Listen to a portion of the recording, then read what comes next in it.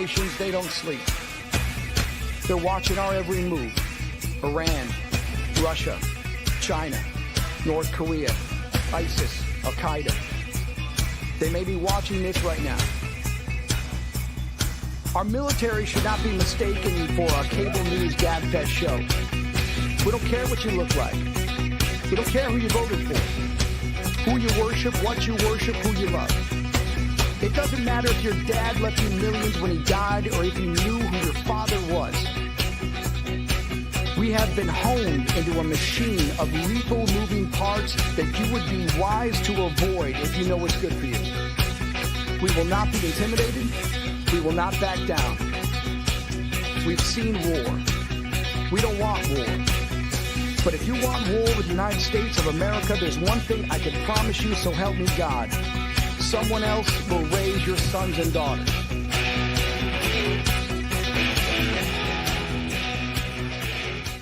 I want to make it clear that the views expressed by our hosts are not considered the official stance of MBR Views. Remember, this is all about having fun and enjoying the ride. Find us on the web at mbradio.com.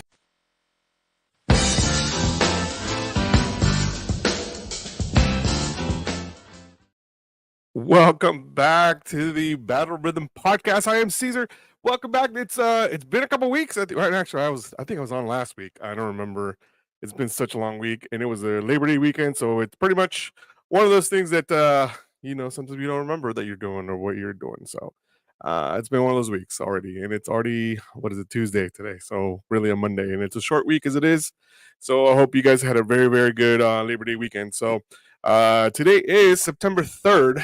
Of 2024. So I think there is only 16 Saturdays left before Christmas. And that is crazy to me that Christmas is literally right around the corner. It seems like we just had something and it was just one of those things, you know? So I'm just glad we're almost toward the end of the year. So we're good to go. So welcome back, everybody. Thanks for joining us. And we have a packed show with me today. Grizz is out and about doing dad things today, so he will be probably in and out later on today. And we will be here for a little while. So you know how that goes. It's gonna be a solo show. So basically, it's gonna be a Seinfeld show filled with a whole lot of nothing today.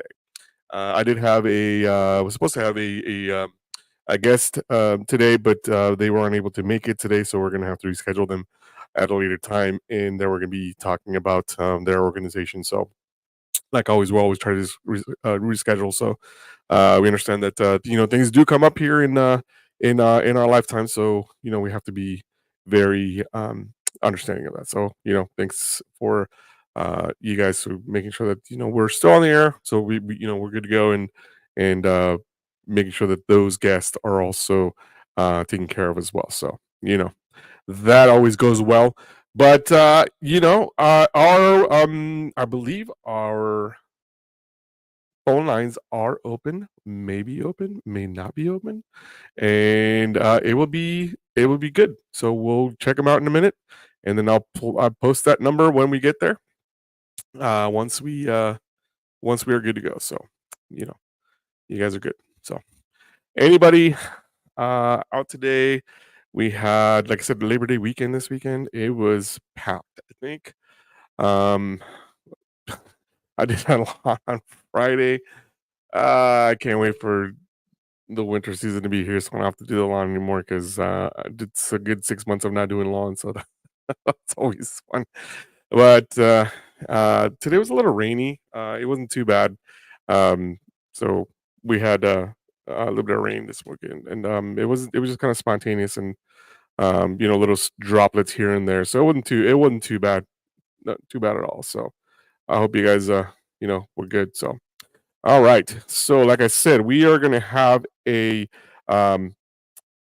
packed show today with a bunch of nothing, and we are going to make sure that we get you started with the right thing to do. So let's see. Let's take a look at today's history.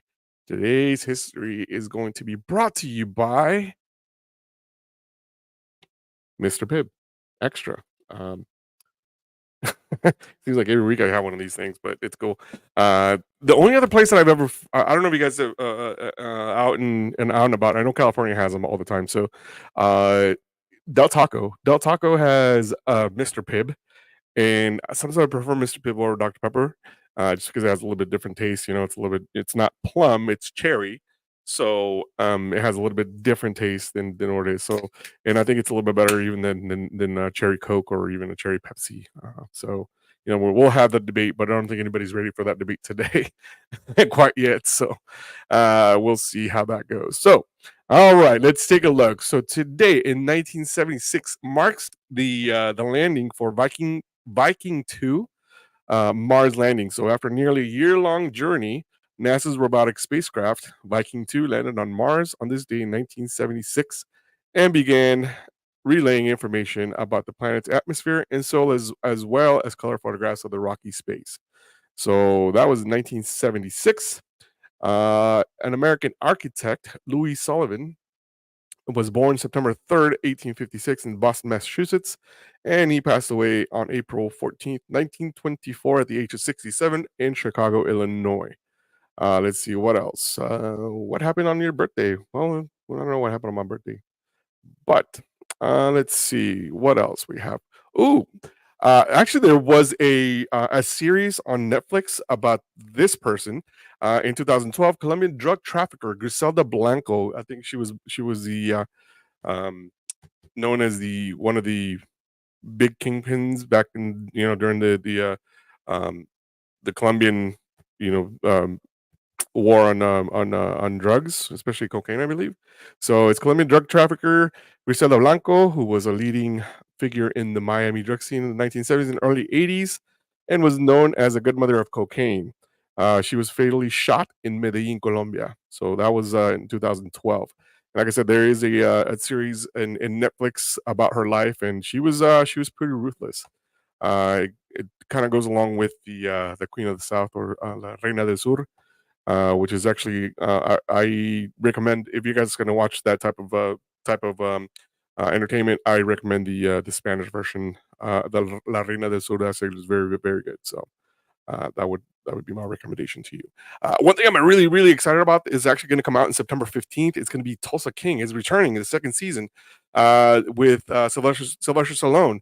The first season was actually fantastic, and I cannot wait for it to come out. And I'm excited about it. So I'm going to let a few episodes run so I can actually just kind of binge it, because it's such a good show. So I'm hoping that the rest of the cast that was there on that one comes back. So the entire cast. So that'll be good. And they left a pretty big cliffhanger. So he got arrested once again. And I don't know if you guys know the plot, but he was a big capo in the mafia, during the 70s and 80s, and he went to federal prison for about 25 years. And when he comes out, they basically sent him out to Tulsa and had basically pretty much to forget him, because it was a change of leadership, and the person who he had he was loyal to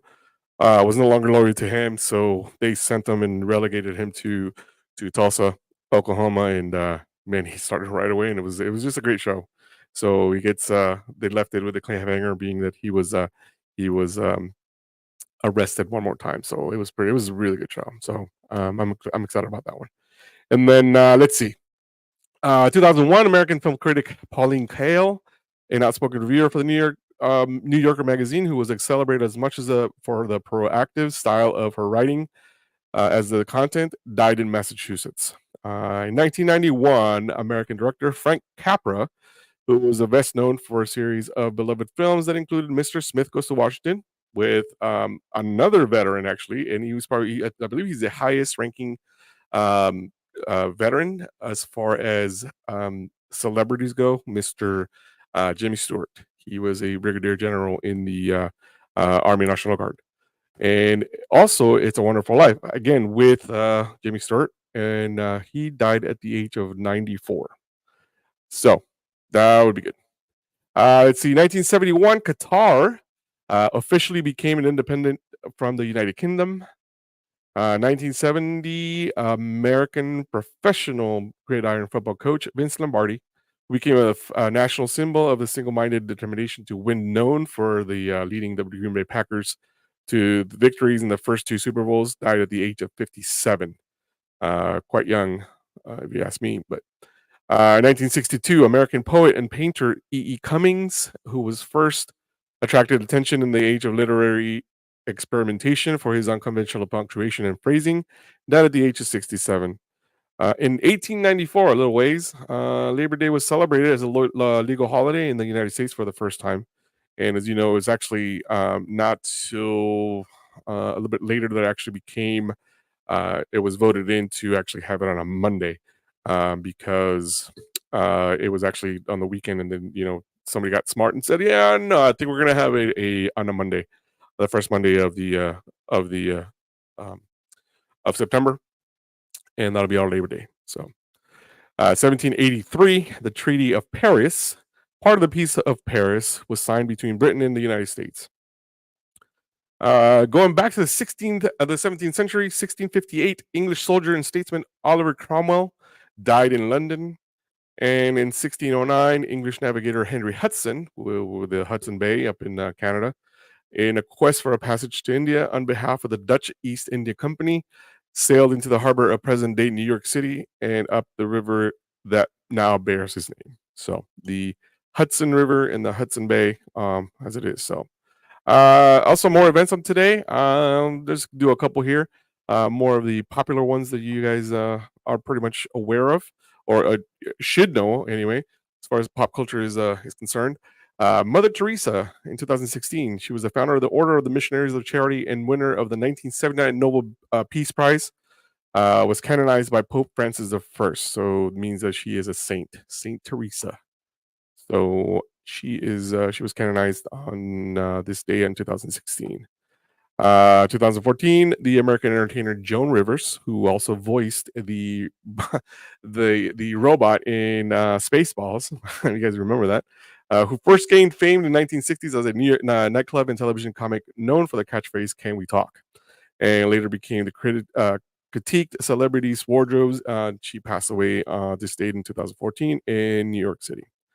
And let's do one more. And American singer Kelly Clarkson became the first winner of the reality television series American Idol on this date in 2002. So, yeah, that's your day in history for the day. That's pretty some pretty big names there. So it's pretty good. It's fun. So, all right. Well, we are going to take our first break. When we come back, we're going to go do some more do about nothing. So hopefully Grizz will be back by then, and we'll get started. And sorry about that. We're going to start calling some other people. Maybe we can get them into on the phone, and we'll get it started. So you are listening to the Battle Rhythm Podcast on Military Broadcast Radio.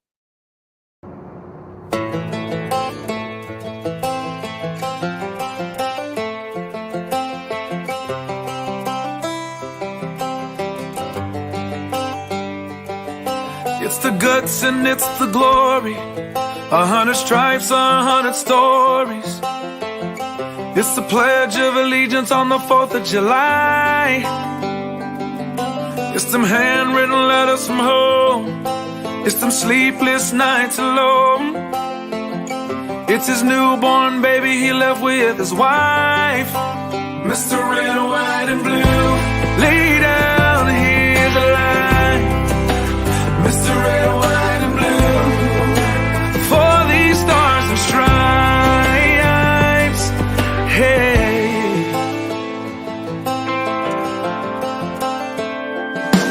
From the fields of Indiana to the swamps of Louisiana to the golden coast of California, Uncle Sam's the only family he's got.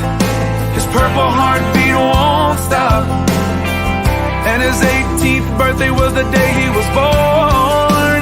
Mr. Red, White, and Blue, lay down, here's the line. Mr. Red, White, and Blue, for these stars and stripes.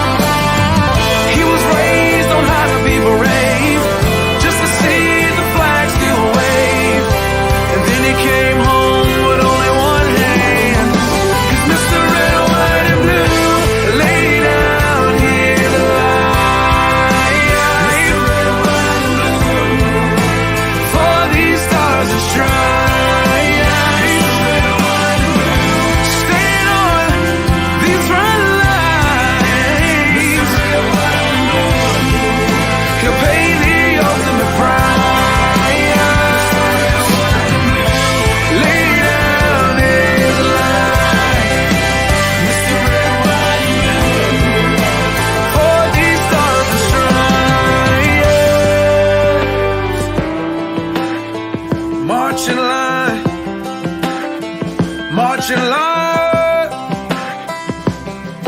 Hey. Hey.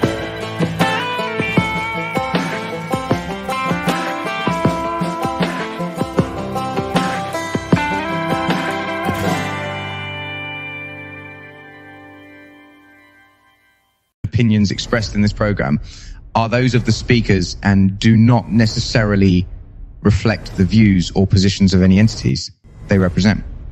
Find us on the web at mbradio.us. Welcome back to the Battle Rhythm Podcast. I am Caesar. You're listening to us through Military Broadcast Radio, and brought to you by Mr. Pibb Extra.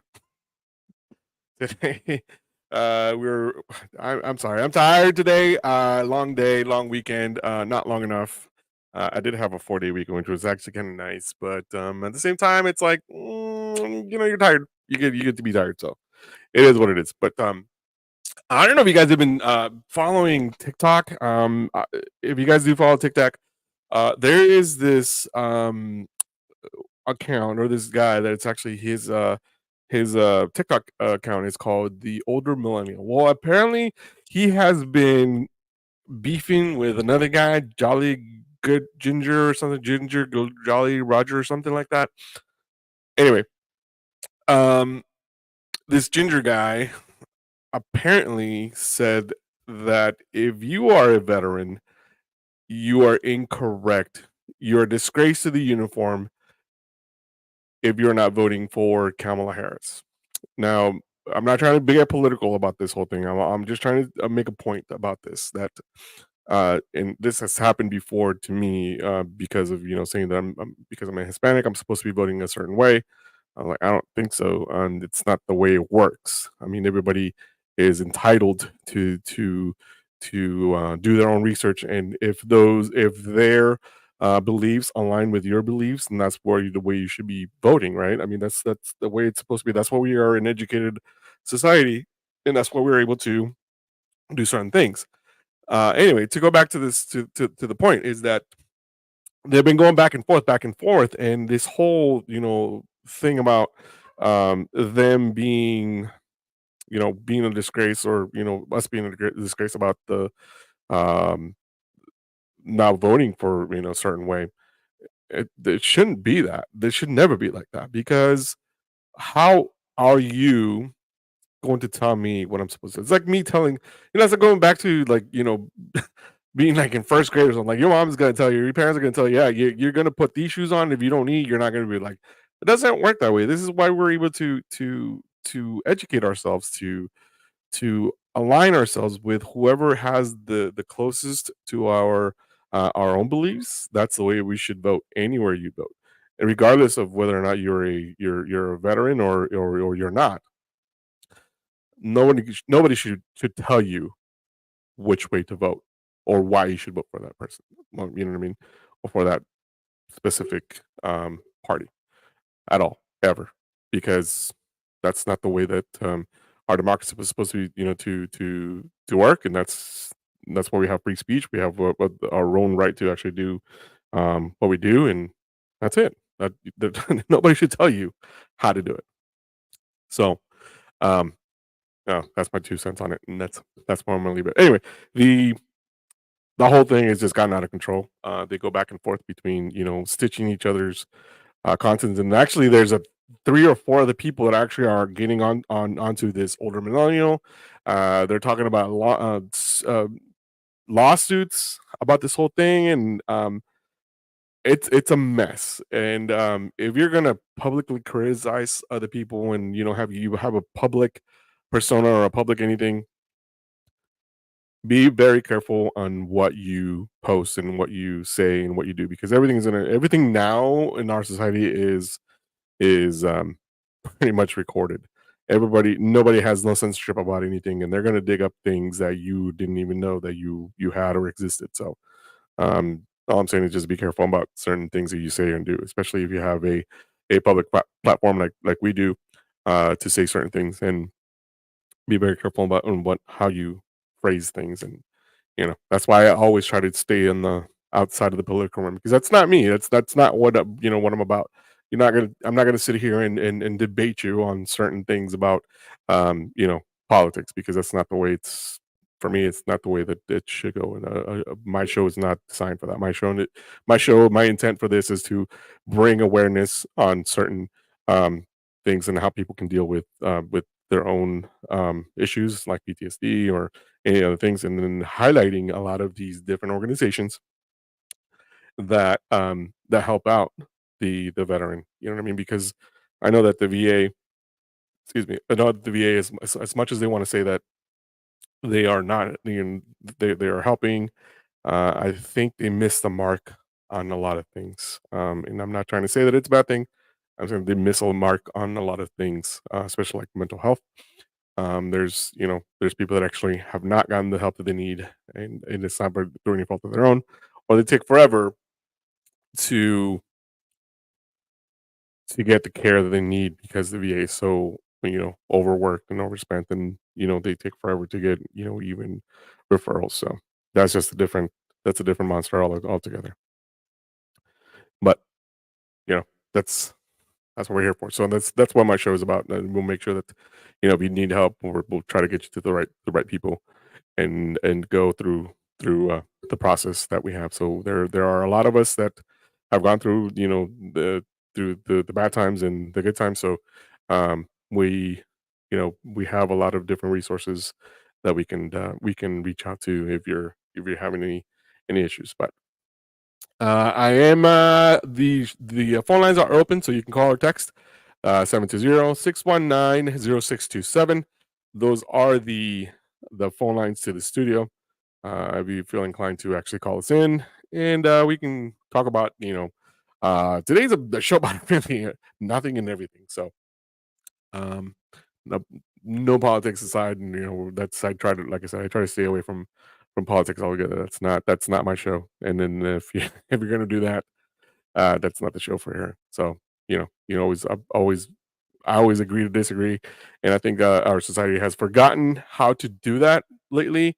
We agree to disagree, and move on from there. So a lot of people somehow forget certain things like that, and I don't understand why. I should be able to keep my own opinions about certain things, and I respect your opinion just like I expect you to respect mine. So, but somehow our society has forgotten that little small part.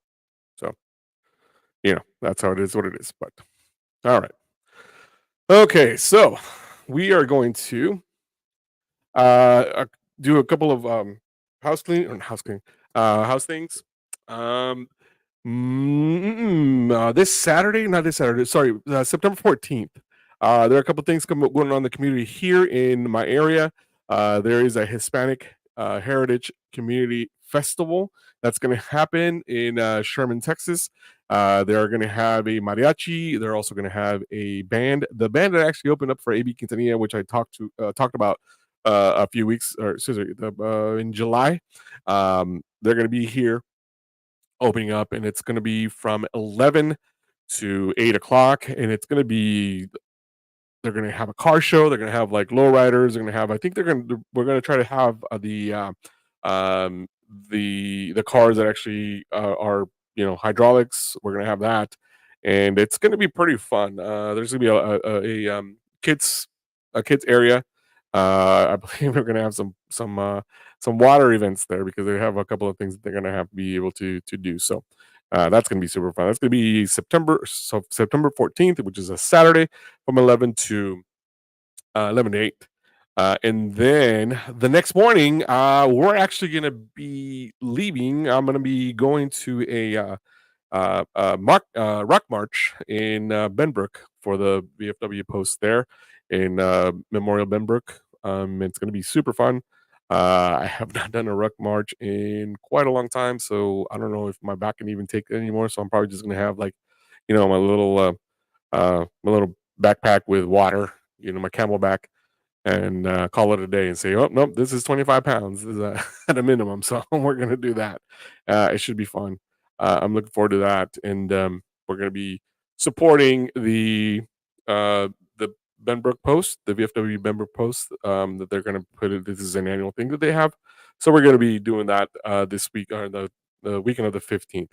I don't know if anybody cares or anything like that, but there is actually a Kane Brown concert that's going to happen also on September 14th.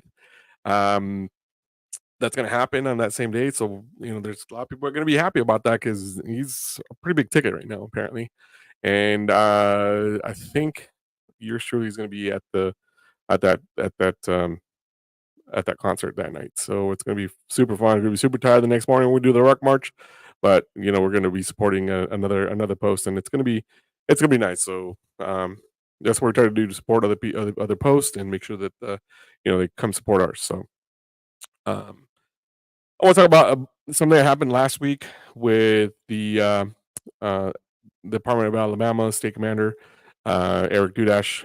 If you guys want any more information in regards to his fishing tournament, that's going to be November 2nd and 3rd. It's going to be down in Alabama.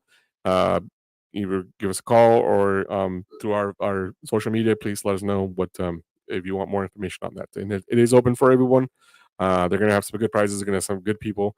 I believe I think he did say that some of the Alabama members, the group Alabama, they are known to be in that area, so they might even be there. And you never know. It's a pretty big. It's going to be a pretty big event. So I unfortunately will not be able to go, but I will see them. I will see the Department of Alabama on the weekend after, because we are going to be doing the podcast at the Southern Conference coming from Nashville, Tennessee this year. So we're going to be over there doing that. So that should be fun. And it's going to, I can't wait. That's going to be super, super, super, super, super, super fun. So it'll be good. But we are going to take yet another break. It's time for our second break of the evening. And when we come back, we are going to talk about more of anything and nothing at all. So stay tuned. We'll be back in a few minutes.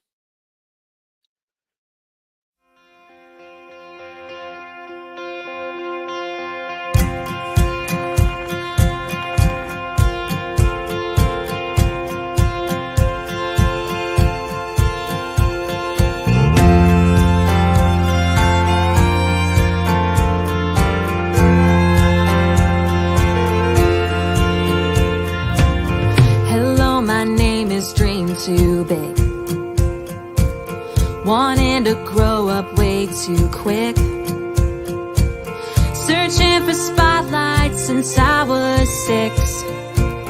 Hello, my name is Dream Too Big. Hello, my name is way too loud. My voice can cut right through the crowd. Got make fun of for it, but who's laughing now? Hello, my name is way too loud. I know I've had my moments and I've had heartaches. God is making miracles out of my mistakes. You can say I won't make it, and I can tell you that I don't really care. 'Cause hello, my name is going somewhere.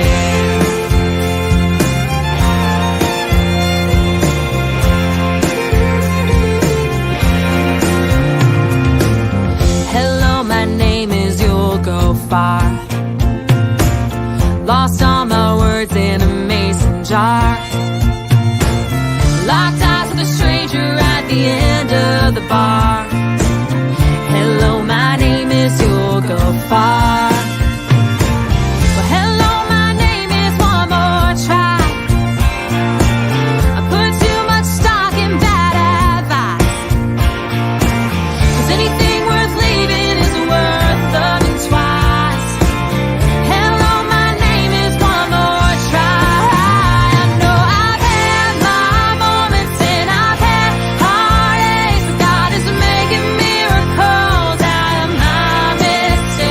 You can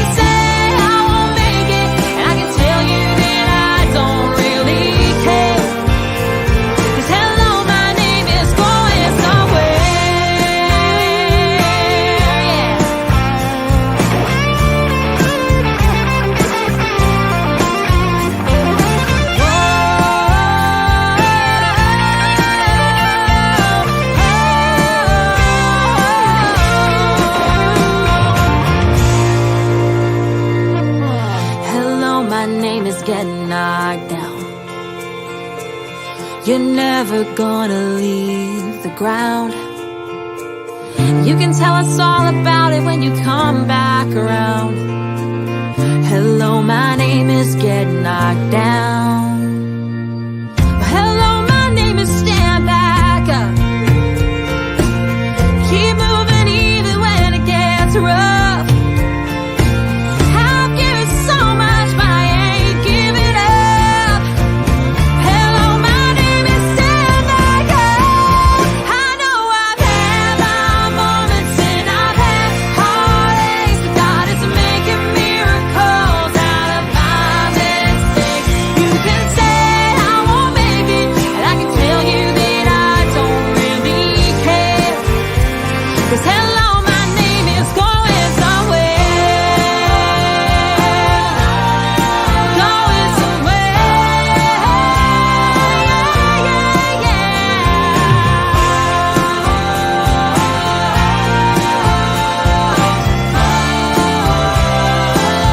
Oh, it's going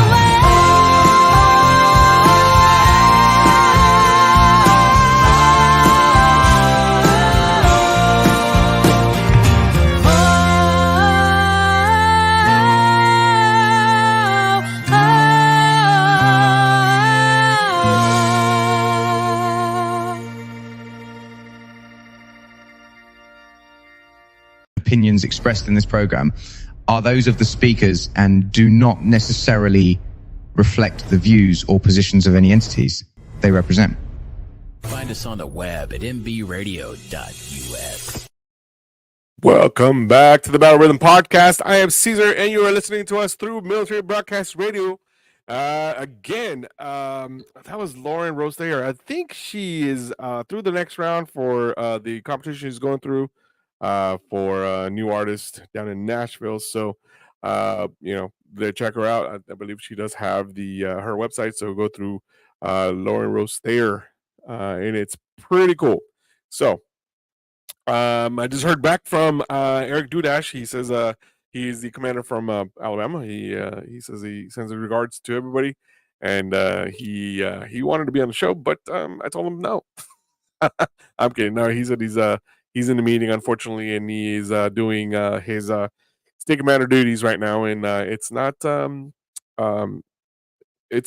that that he wishes on anybody. So we'll keep him in our prayers, because a lot of times they don't. This is the being a commander is not always what it's cracked out to be. So it's cool to be, but it's sometimes it's one of those things that you don't want to do. So we'll see how that goes. Well, good for him. So we'll do that.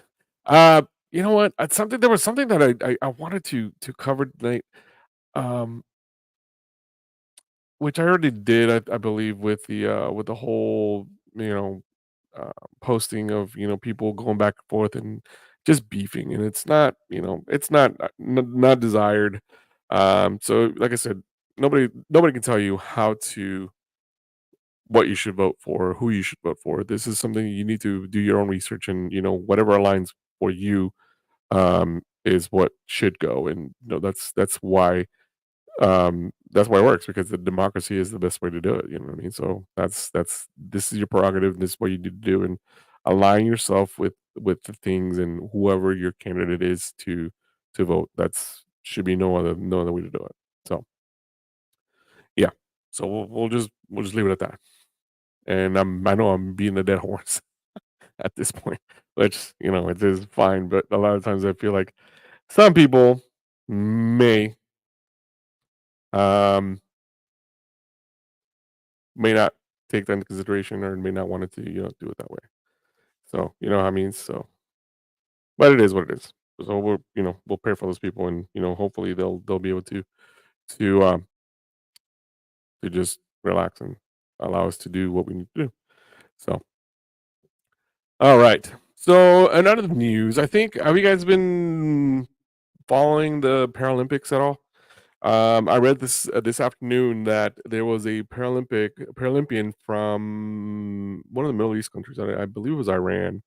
Anyway, this man is I think he's the second tallest man in the world right now. He is I believe 8 foot tall, and he's a Paralympian, and he has been forced I kid you not, to sleep on the ground. And as we know, they had the whole like sleeping arrangement that they had was a fiasco. It was bad. Apparently, a lot of people, it was hot, humid. They did had like cardboard, um, cardboard beds, and it was they're trying to be this green for the environment, and it was a total failure. And apparently, this Paralympian was forced to sleep on the ground. As it is, he's already at a disadvantage because he is 8 foot tall, and is having a hard time as it is. And being forced to sleep on the floor is just not a to me, it's not a humane way of doing things for that. So I hope that he didn't suffer any more injuries than he already has, because sleeping on the floor, I mean, if you've been in the military, you've slept anywhere, and the floor is one of them. So a lot of times we just find a place to rest our head and wake up with whatever, and then right back to work. So those 4 hours that you're supposed to get asleep, they don't necessarily have to be consecutively. So that was one of the things that I remember quite vividly, that it was not the way it was supposed to do. So uh, yeah. So hopefully that Paralympian didn't get any more damage, and he's doing well, and hopefully he'll be able to do his events and participate the way he's supposed to. And we'll see how that goes. So uh, the best for them. So I don't know whether they're almost over or not. But we'll see. We'll see how it goes. Um, we'll see what's gonna happen later on. But I don't know. We'll see. Well, we're gonna do another video because I'm waiting for a guest that I reached out to, and hopefully they'll be coming back. So we're gonna go to another break real quick to show another video. And this one's gonna be Scotty Frazier. So he was on a show a couple weeks ago with our Wednesday show with Two Hits and a Mic, and he was there. He sang a couple of his songs, and it was awesome. And we're trying to support him here as well, because he was also Marine vet, so he knows the struggle. And a lot of these songs that he writes are about personal experiences. So he did an awesome cover of the other one, so it's super super cool. So his songs are he's a songwriter, obviously, and all his songs that he's got so far are speaking of the heart, from the heart, and his experiences and how he felt during that time. And man, I think we can all relate to how we were sometimes, being deployed, and you have some time to reflect on your own. Um, you've even though you're around people, you kind of feel the loneliness that the deployment brings, because you're really alone with your thoughts at that point in time. And a lot of people are not able to withstand, to be alone, during that time or whatnot, and they try to fill the time with a lot of different activities, being that, doing PT, or, going in and playing, basketball, MWR, whatever it was. Some people don't want to do all that stuff. So, it's just one of those things that sometimes we struggle with, and we don't. It's one of those unwritten laws, I guess, that nobody really talks about and nobody really wants to talk about, because you're going to be seen as um, a weak soldier, or weak um, service member. And it shouldn't be that way. You shouldn't be shamed about how you're feeling, because if you're feeling lonely, I mean, that's a way of not trying to cope in certain ways. And we as service members should be supportive of everybody else. We should be able to see those signs of when people are having or struggling to do certain things. And I think that sometimes I'm guilty of it. I missed a couple of things when I was deployed.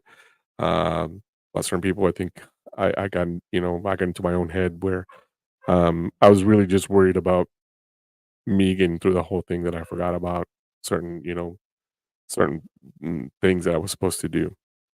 And it affects, sometimes it affects the performance, sometimes it affects the things you do. And fortunately for me, um, I had a good support group, good leadership that helped me through um, certain struggles that I had during that time, and it's really what it is about. You know, what I mean, that's why the talking about it, and a lot of times it's good for us. And now that I've been able to seek the help with different therapies and um, different groups,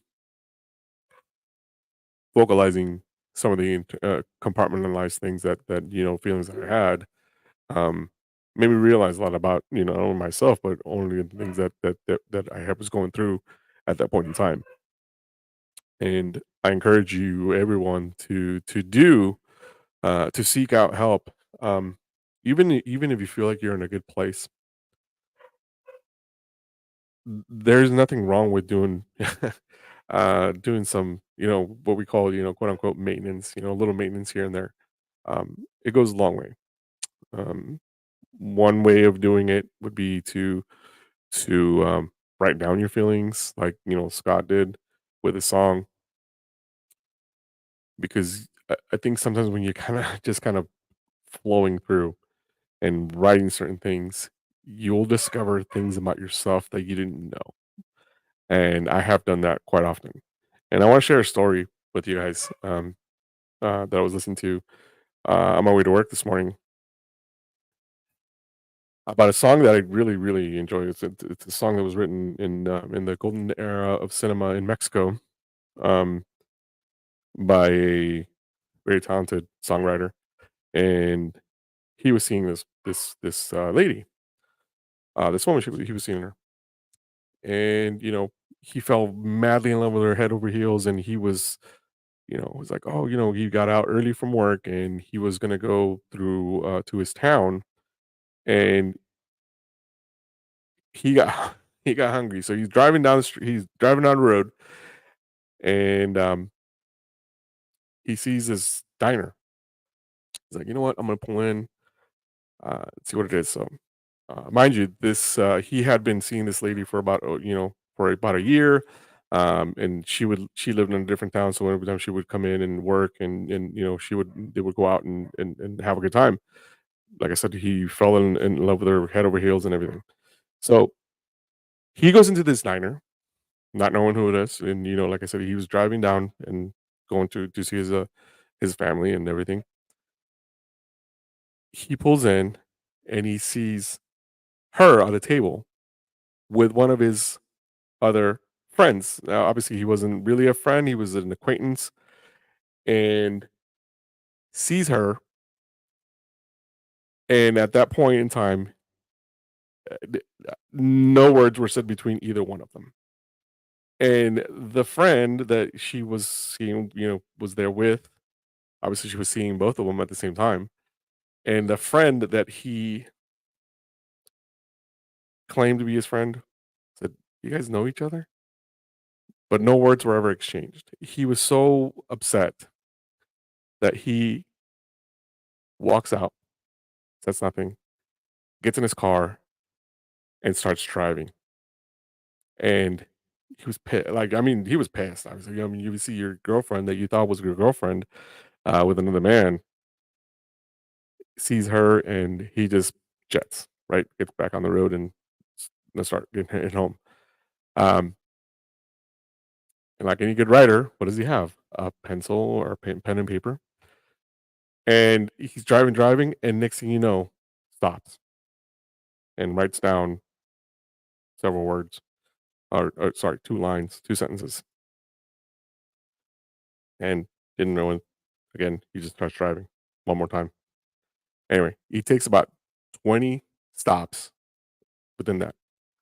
That song that I'm talking about became the fourth most listened song of any Mexican artist, and the song it's called "Échame a mí la culpa," which is it's tell me I'm guilty. I'm the one that's guilty, or throw the guilt at me, because, even though he was so mad, he still wanted her to be happy. And when the story goes that as when he's walking out of the diner, he's in tears, bawling, and he just leaves. That song, I'll try to play it later on today, and hopefully I'll get the subtitles underneath. But it is such a song from the heart. But my point is that you don't know when you're going to be able to write that inspiration, especially if you're going through a tough time. And a lot of you guys all know that when a hit song comes, it usually comes from an experience of either a death or a birth or something that writer has been going through, and then it's manifested in that song. He said that was his greatest song that he ever written because it came from the heart, and it was just one of those things. So the point I'm making is that Scotty Frazier does the same thing. He writes down everything he feels at that point in time. So you'll never know when you're gonna do that. And if you're going through a tough time, sometimes it's best to just kind of write it down and getting yourself into that thought process, and writing things down, be able to help you get through that stuff. So we're gonna listen to one of Scott Frazier's songs, and when we do, we're gonna come back and we're gonna get right back into it. So we're already 45 minutes in, so let's hear it, and we'll be back in a few minutes. Again, you are listening to the Battle Rhythm Podcast on Military Broadcast Radio.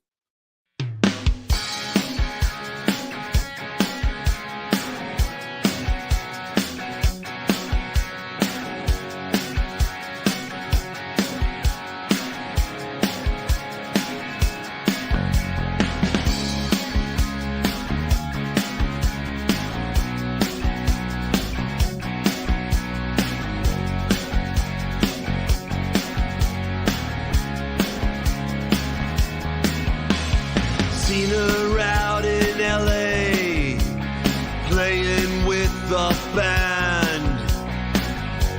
In Carolina, dancing on the sand.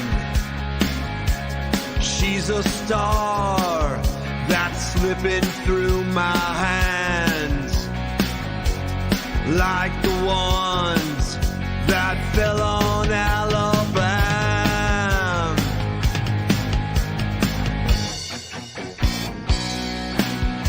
She's red, white, and blue.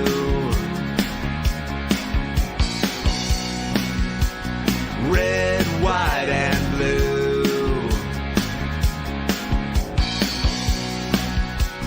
She's my kind of girl, 'cause she's red, white, and blue.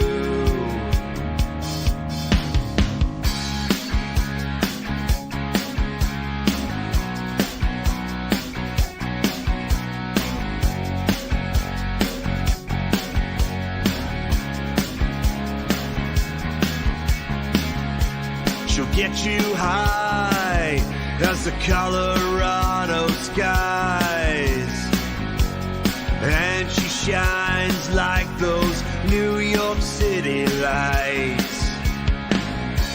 As tough as Texas, and brother, she just might knock you to the ground if you start a fight.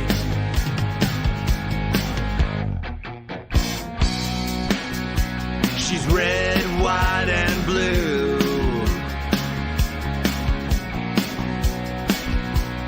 Red, white, and blue. She's my kind of girl, 'cause she's red, white, and blue.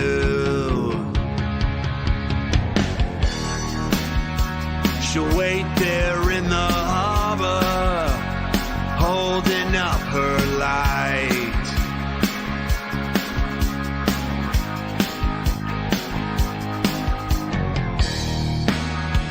She'll bring a fallen soldier home underneath her stride.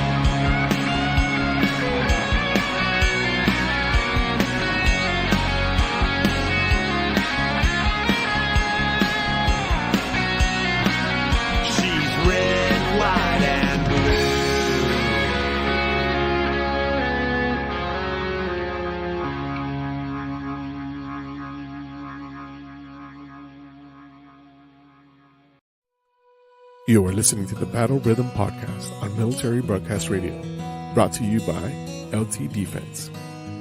You can find us on the web by going to mbradio.us. You can also download the app on the Apple Store and Google Play.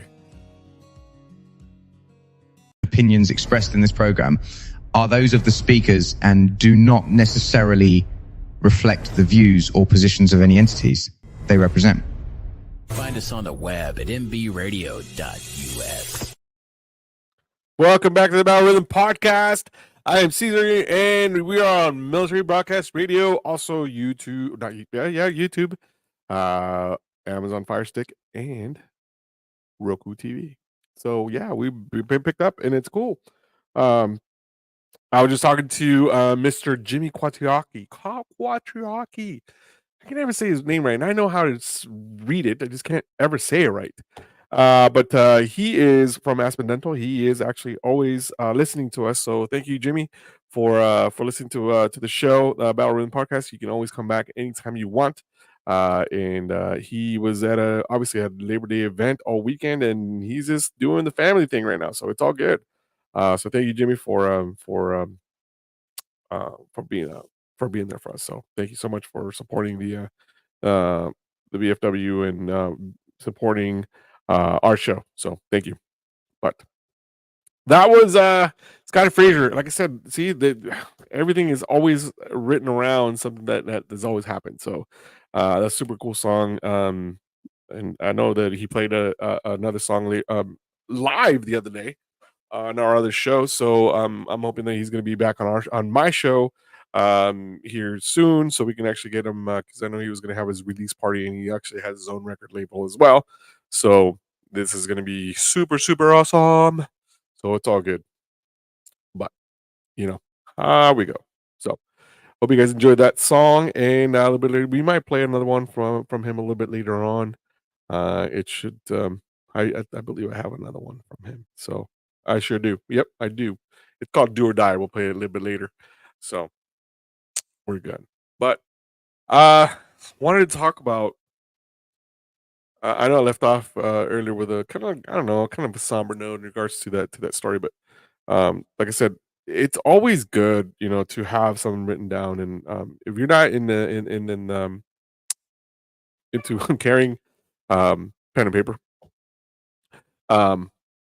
if you have an iPhone, you definitely are able to write down. I have an app, already through Apple that is, it's a journal. Write down your thoughts or whatever. If you want to do the voice notes, you can do the same thing too. And then just write yourself a note on there, or excuse me, speak the note, and then get it out. Whatever you're feeling at that moment in time, it's there, man. I really truly recommend it to do something like that, because it's therapeutical. And it seems like I'm not really saying anything right now. But I'll tell you what, and I know Grizz, if he was here, he would be able to attest to this, that sometimes talking to an empty mic has some type of therapeutic things. You know what I mean? Like it helps you through certain things that you're going through. It might not be anything at all. You might be feeling, weird or whatever. I'm telling you, seeing yourself in in a screen like this, and then looking back at it, you're like, man, I remember what I was talking about. I remember what I was thinking at that moment in time, and it was like, it was, I was in a weird headspace. It was good, but it was awesome. So having this platform for me helped out a lot. And if you know anything about me or know, like, I've always been called the Chatty Cathy, and for whatever reason, it's helped me. You know what I mean? Helped me through some dark times, and I'm pretty quick witted sometimes, and sometimes I'm not. Sometimes I might go a little farther than what what what I can handle sometimes, and you just have to be willing to accept. Whenever you can dish it out, you have to be able to take it. So you have to be very what's the word? You just have to be accepted of everything. Like I was talking earlier, agree to disagree, right? You may have a different, different perception of me, and I might have a different perception of you. But it's all in good fun. I was once told that if I'm not making fun of you in front of you, and I make fun of you regardless, I mean, that probably means I like you. Um, if I make fun of you like way too much, we might have a problem. So, but it's I always try to do in good fun, and like I said, just talking about it, joking about it, it helps out. So having this platform is it's all good. So, but here we are. The phone lines are open 720-619-0627. Call the studio. We will be able to answer. We will be taking calls if you guys want to call in and just BS. You can do that. I mean, again, this is a free space. MBR, Military Broadcast Radio, is giving veterans a voice. And as you can see, mine is back finally after a few weeks.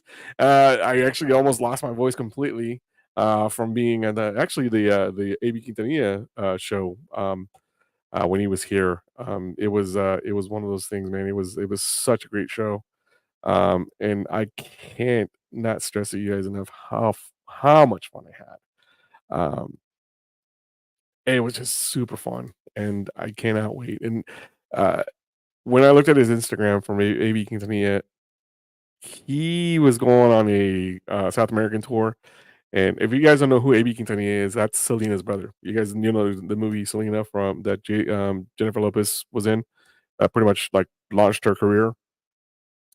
He is the brother of Selena. He was a bass player, and in his own right, he's actually super famous on his own right.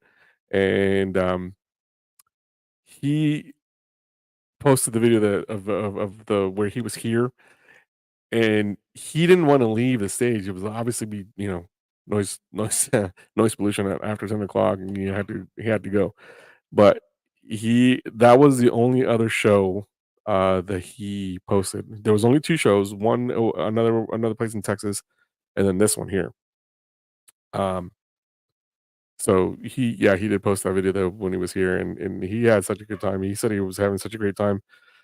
You know, it was in a small venue, obviously. It was in a park, but they usually put barricades right up to right up in the about 5 feet away from the stage, or 10 feet away from the stage. He had them move those barriers or those barricades all the way up to the edge of the stage.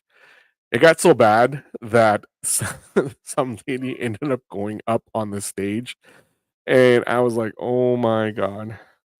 I could not believe that this person was actually up there just like he was like, "Hey, you could electrocute yourself, drunk, and people were just not having a good time." And you could tell he wasn't irritated. He was just like, "Hey, come on, like be respectful. We will get to you guys. We'll do shout outs and everything like that." But man, some of these people had like no clue, and they're all up there and dancing and doing whatever. But that lady kind of went a little overboard, and it was it was bad. It was really bad.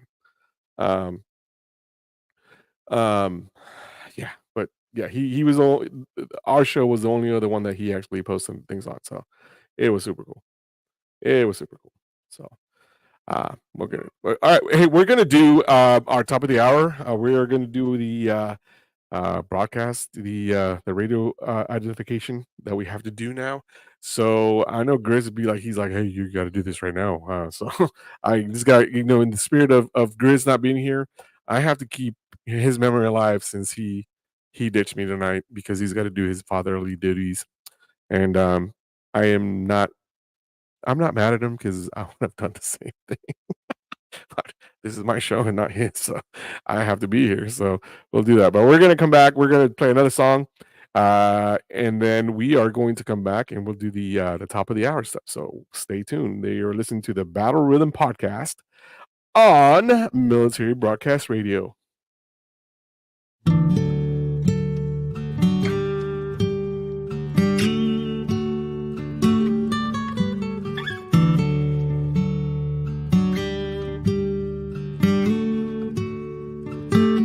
There's a bottle on the dresser by your ring. It's empty, so right now I don't feel a thing, and I'll be hurting when I wake up on the floor. But I'll be over it by noon. That's the difference between whiskey and you. Come tomorrow, I can walk in any store, it ain't no problem. They'll always sell me more for your forgiveness. Well, that's something I can't buy. Is there anything that I can do? That's the difference between whiskey and you. One's a devil, one keeps driving me insane. At times I wonder they ain't both the same, and one's a liar, helps to hide me from my pain. One's a long gone bit of truth. That's the difference between whiskey and you. I got a problem, but it ain't like what you think. I drink because I'm lonesome. I'm lonesome cause I drink. If I don't break down, bring it on myself. You don't head out of the blue. That's the difference between whiskey and you. One's a devil, one keeps driving me insane. At times I wonder if they ain't both the same. One's a liar, helps to hide me from my pain. One's a long gone bit of truth. That's the difference between whiskey and you. Oh, that's the difference between whiskey and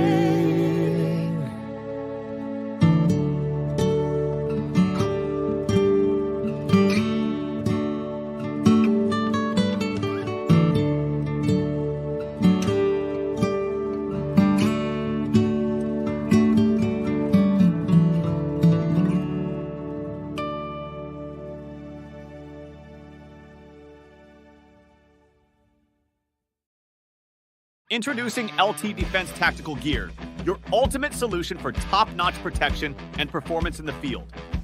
Our armor bundles provide unmatched safety and comfort, while our battle belts and holsters ensure quick and easy access to your gear. Stay prepared for any situation with our high-quality medical supplies, designed to keep you ready for action at all times. Looking to enhance your skills? Our firearms training programs will take your proficiency to the next level. Trust LT Defense for all your tactical gear needs and gear up for success on the battlefield. Opinions expressed in this program are those of the speakers and do not necessarily reflect the views or positions of any entities they represent. Find us on the web at mbradio.us. Welcome back to the Battle Rhythm Podcast on Military Broadcast Radio. That was Sean Franks with a version of Whiskey and You. Great song. Great song, and I really do like that version. Um, he's a personal friend of mine, and I actually told him that not to get his head all the way up there because he's actually really good. And he plays shows around here locally, so he's super cool. But we'll go from there. And I told him, like, hey, when I have a another show, I've been trying to get him on the show for quite a while, but our schedules have not been able to sync up. So we'll eventually he'll be finding his way to the show, and it'll be fun. But we'll see how that's gonna go. I tell him sometimes like, I don't know if you want to. I don't know if you ever want to come on. He's like, yeah, well, I work a lot. I was like, I don't care if you work a lot or don't work at all. He's like, oh, I get up at 3:30 in the morning and go to work. I was like, dude, so do I. And then you're not telling me anything new. And I'm here, and until 10 o'clock every night. So thank you guys for staying up with me tonight. It is a pleasure to be bringing you a bit of nothing on this show today. My original guest was not able to make it today, so we're gonna have to do with what we do what we do what we do. So it's fun. It's fun. I like being on the air with you guys, and if you guys want to come in, or sorry, if you guys want to call in, please do so. It is 720-619-0627. The phone lines are open, have been open, and if you guys want to call in, talk about anything, we are here. We have gotten some comments from our people out in the socials. So thank you, Into the Weeds podcast. Thank you for listening. Yeah, I am on fire because I don't have any guests today, so I am on fire. Yeah, well, you know what? This one was earlier because you're loving it, but now I'm on fire, so it is what it is. Jake Skelton, thank you for listening. I know that you posted this one, I think, when we had the original patriotic song, which I will reaffirm, and I will say that that song for me has taken over the Lee Greenwood song, uh, "Proud to Be an American." Just I don't know, I just feel a little bit better, maybe because I've been listening to Lee Greenwood for years. This one brings a little bit different light, and I think I identify with this one a little bit better than I did with the other one. So thank you for listening. So we'll be good to go. Good to go. So, man, everybody, tonight I don't know. It's weird. Like tonight just feels one of those like an off night. Not because we didn't have a guest or anything like that. It just feels like an off night. I've been trying to book another guest. I know it's like last minute. I was like, hey, help me out here. It was like, oh, dude, I wish I could do it. Like it's like last minute. My buddy, a good friend of mine. So he and I used to have another podcast together about um, soccer, football, and his schedule changed, so I haven't been able to do that show in over almost like 7 months, I think, 7 or 8 months. Actually, no, I apologize. It was actually before the year, and that was the last time we actually were able to actually do anything. But he got a new job, and so his schedule kind of changed, so we have not been able to do that. I don't know. Does anybody follow the Premier League, the English Premier League? So I've been a United fan for a very very long time, since the class of '92. Those guys, uh, man, you had Paul Scholes, um, Ryan Giggs, such a great class that day. Um, that year they had such a great class, and the great careers came out of there. Anyway, that was during Sir Alex Ferguson's tenure as the longest running manager in Manchester United history.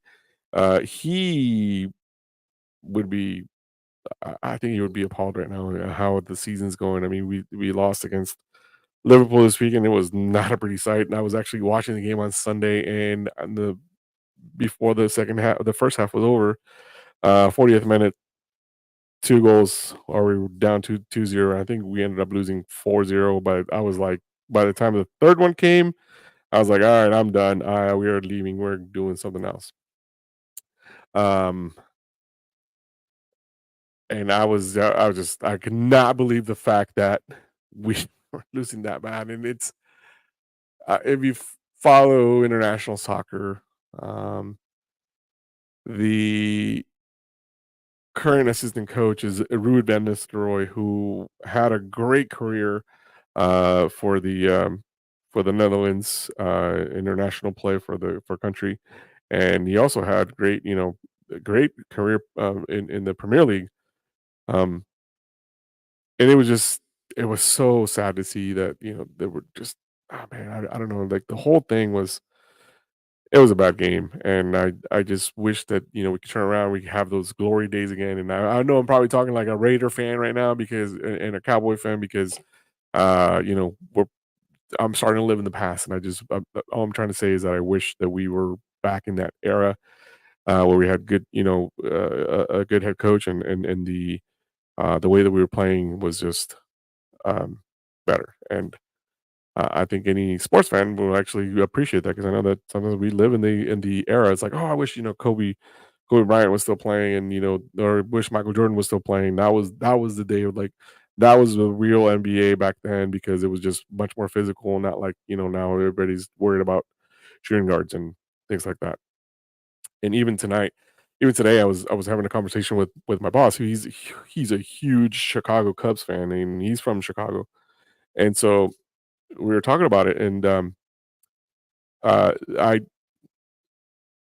one of the former players from the LA Dodgers, Trevor Bauer, he actually ended up having, he was investigated last year, or a couple years ago, for misconduct, and ended up being that he was being coerced and, blackmailed and stuff like that. But he still got he got kind of banned from Major League Baseball, and so he had a great time, he had a great years in Japan afterwards, and now he's playing in Mexico in the professional league down there.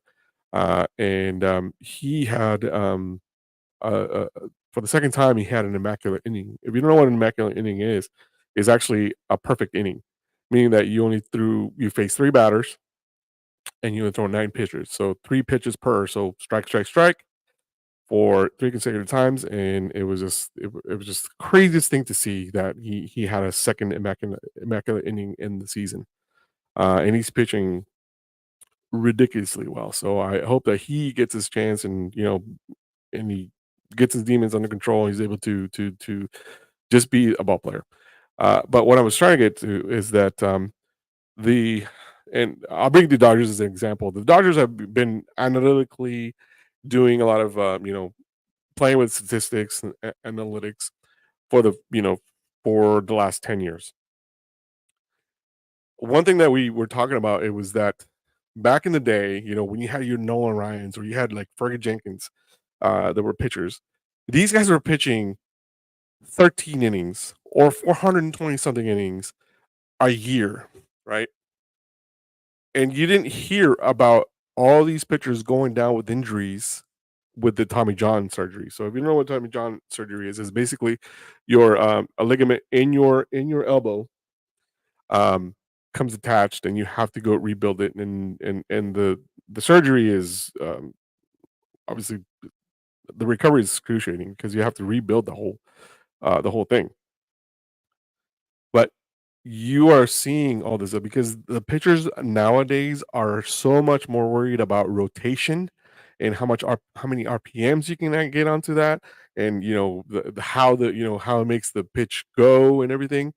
And back then, that was not the case. They were not really worried about anything like that. They were just pitching the ball. Obviously, yeah, they had great players, like, Nolan Ryan had a great fastball. I mean, I think not long ago, a couple years ago, I think, oh, don't quote me on this, but I think he's at, a 78 or 75 or something like that. He was still throwing heat at 85 at 70 years old. And I mean, where else do you hear that? You know what I mean? This guy was such a dominant player. And another one that we were talking about was, Greg Maddux, who they called him Professor. This guy knew he didn't throw hard, Didn't throw. There was really nothing exceptional about his throwing. What made him a great pitcher is his location of the pitches, how he's able to manipulate and actually get into those pitches and be able to locate those pitches. And he was painting the entire frame all over the place. So that's what made him a great pitcher, that he was able to do that. And man, it was just, again, I'm living in the past, but those were great pitchers. And I hate to say it, the fact that, now they're worried about analytics and, things like that, rotation and RPMs and, on the how many rotations you get on the ball, and they're forgetting to play baseball. Everybody's weird about the long ball. Everybody wants to hit home runs, and it's just like, man, baseball, any sport really has changed a lot. As time goes by, they change a lot. So yeah, that's my 2 cents for that today. And it's a show about anything and anything today. So, I hate to admit it, but it's just like, I do wish that sometimes we were back in, seeing great players back in the day, like, like Michael Jordan and Kareem, and those rivalries they had in the 90s with the Bulls and the Detroit Pistons, and man, that was just yeah, it's different. It was different. So yeah, we'll see how it goes, but we're gonna take a quick break. We're gonna come back and talk about much more of anything, nothing. So we're gonna come back and talk a little bit more of that and a bit more of this. But right now, we're gonna listen to another great song from another great artist. So stay tuned. We'll be back in a few seconds.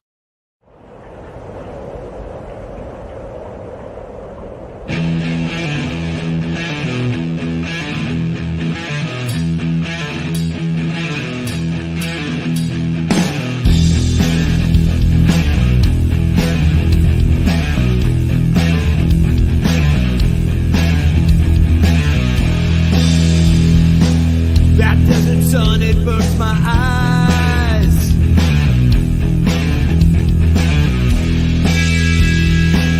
It burns your picture in my mind.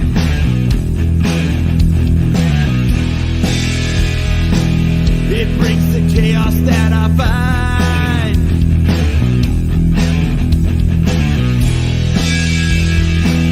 Feels like I'm running out of time.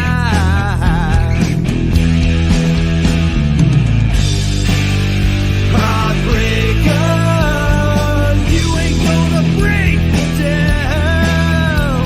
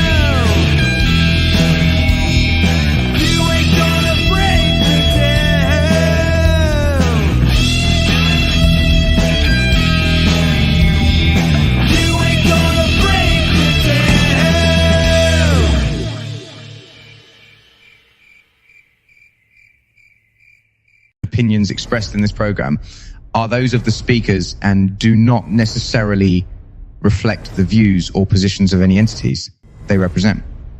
Find us on the web at mbradio.us. All right, welcome back to the show, and I have a very special guest with me today. There he is, the past and former state commander of the Department of Texas, Mr. Lynn Toomer. How are you doing today, sir? I don't think we cannot hear you. I think your mic might be turned off. No. You're. Huh. All right, nope, we can't hear you through at all. Let me see. Let me see what's going on here. Let me do this. I'm gonna call you from the 7719 number, and then hopefully we'll be able to get you through there that way. I don't understand why it's doing that. So let's do this. Yep, and then yep. Or do the mic settings. Nope, no, you're good. I don't understand why it's not going through, but let's do this. Log out completely, and then come back in, and then hopefully we'll be able to get you through again. There it is. I can hear you now. All right, can you hear me now? I can hear you now, sir. How are you doing? Outstanding. Are you guys at a post meeting today? Yes, sir. We just finished the post meeting at VFW Post 9190 in Haltom City, Texas. The father is that it? Oh, hey, how you doing, sir? Welcome to the show. Thank you. My name is Jay Robertson. I'm a member here at. I'm a life member here at Chapter Post 9190. Well, thank you for having us. Hey, he's an air winger. Oh, are you a Marine as well? No, I'm Air Force, retired Air Force. Oh, okay. Well, Lynn, you're disappointing me. No, I'm just kidding. I'm just kidding. You're not disappointing me at all. Welcome to the show. I hope your post had a great meeting today. Matter of fact, we had our post meeting as well today. So September is always full of surprises. Right. Let's just say that. So, how are you been? I haven't talked to you in a couple of weeks, couple of months actually. You doing all right? The candidacy is going well.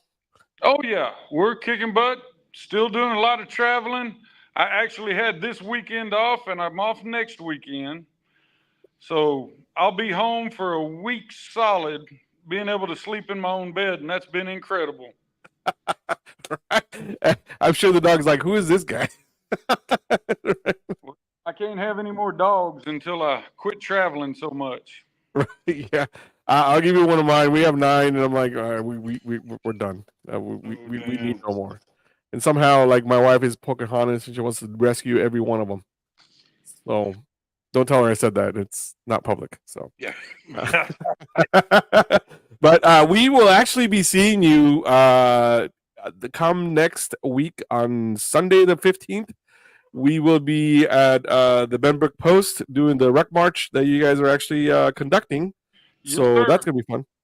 Yeah, that's our annual it's our 4th annual suicide awareness 5K Ruck March. We've got a 1 mile kids fun run, and it's around the beautiful Lake Benbrook. So come on out and have some fun. That's right. If you want more information, please go to the VFW website, the Benbrook. If not, I will have it also on my website as well. It's on their Facebook for the look for the Memorial Benbrook VFW post. They should have all the information in there. You can actually register for the event as well, and you guys can come out here and come out there and walk. And if you have kids, you can have them run and give them lots of sugar, and they can actually go in real fast. Is there any prizes for whoever comes in first? Yeah, you get a nice medal. We're gonna have hot dogs and hamburgers, all kinds of good stuff. Are you guys having a band this time? Absolutely. The last time we had your post, it was for your campaign. So you had a pretty good band that day. Is it the same band that's going to come out here this time? No, this is going to be Taylor Bonham. He's one of our post members, and he's also a member of the Country Music Hall of Fame here in Texas. He started out working at the VA hospital teaching guitars for heroes. There you go. And he just ended up starting his own band, and he won the VFW National Music Competition. He's played in New York with the Philharmonic. Oh man. Yeah, you wouldn't expect that from a country music singer, but he made it happen. He's an incredible guy. That's good. Well, maybe I'll have him on the show one day, for him to actually get his talents out on here, and we'll feature his stuff on there. So, I want to point something out real quick though. This segment is brought to you by EGA Construction Services, as you can see on the shirt. That is his construction company, and he is a gracious person with supporting my podcast and supporting this channel. So thank you to EGA and Mr. Lynn Toomer for your support on our podcast and on what we do and say. So again, you're a friend of our shows, and you always be welcome to come. So thank you for accepting a very last minute invitation to the show. It was quick. I even called in Air Force for backup. You did. He brought you in, and he even gave you I'm sure he gave you the fuel too. Hell yeah! There we go. So, I know you guys just came back from Georgia, didn't you? Oh yeah, we were in Georgia. We've been to Georgia, South Carolina, you name it. We just came back from the national convention. Right. No, but I'm saying after the national convention, you guys were just, I think last week and the week before, you guys were out in Georgia. I saw some of your posts. You guys were sad to see what was it? A very famous ice cream shop no longer. You had to get at the airport. Yes. Leopold's ice cream. Right. We had never had it before, but when we got there, they told us how good it was. And I mean, it was in the hotel, it was everywhere. So we went down to the Leopold store, where they actually make it. And man, that stuff is just incredible. Never had ice cream so creamy in my life. Oh man. I just, for any diabetic that's on the show right now and they're listening to this, just support our habit. Thank the VA for this. Go to Leopold's and you'll be hooked. Once I tasted it, just a little shot thing of it at the hotel. A little taster. Right. And I went to the store every single morning from then on. So for 5 days straight, I was at that store first thing in the morning. Oh, hey, did you become you remember that movie Old School where you become like Frank the Tank? You're like, once it hits the lips, it's just all over, right? Oh, I'm telling you. Even my wife liked it. Oh, really? Yeah. It was some good stuff. Yeah, well, we're looking forward to seeing both of y'all here in the next couple of weeks. So my wife she told me. So the day before, I don't know if I told you or not, the night before, we're going to be at the Kane Brown concert. Yeah, and then we're going to go to the Benbrook. We're going to be either A, tired, or B, well, I don't know if we're going to be drinking because we're taking my daughter, our 6-year-old. She's going to come with us, and actually it's her first concert. And I don't know if she's spoiled or not, but she's going to be on the second row. Nice. So she's gonna take a banner, or one of those banners, be like, "Hey, it's my first concert. Pick me up and let me say hi or whatever." She'll sing a song. So we'll see how it's gonna be. But we're gonna be super tired. But we're also very excited about going to the Rock March because we've been looking forward to it for several months now. So let me ask you, sir, a question. How long have you been a member of the VFW? Are you talking to? I'm talking to you. Yep. 4.5 years. 4.5 years. And you said, did you retire from the Air Force? I did. Okay. So what was it that drew you to an organization like the VFW? I finally just, my first 10 years I was out, I really didn't do things. I just kind of didn't do sport organizations. And I got to a point where I really wanted to start getting involved. And the VFW is with minutes from my house, literally.